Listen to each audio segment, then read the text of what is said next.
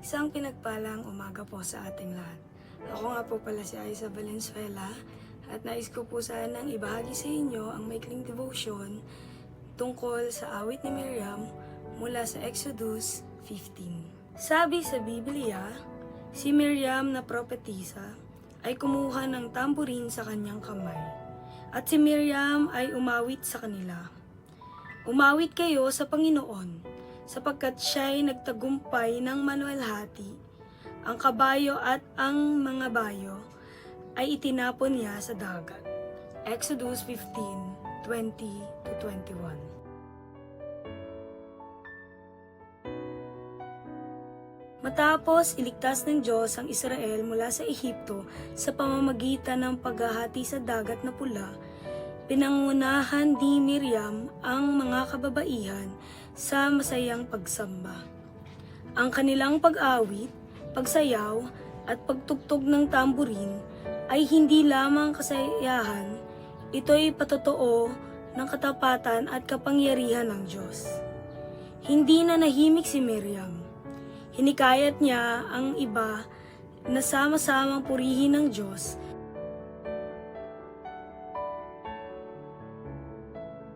sa parehong paraan tuwing ilalabas tayo ng Diyos sa pagsubok. Dapat tayong tumugon ng may pusong nagpapasalamat at ating pagsamba at pagtotoo ay maaaring magbigay inspirasyon sa iba na magtiwala sa Kanya. Ang pagpupuri ay kakahawa, ito'y nagpapalaganap ng pag-asa, pananampalataya at kagalakan. Narito ang aplikasyon para sa araw na ito.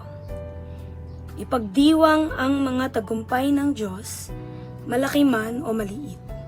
Ibahagi ang iyong patotoo upang palakasin ang iba.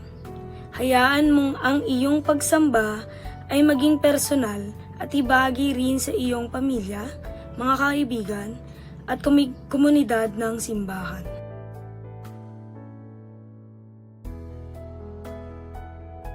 Tayo'y manalangin.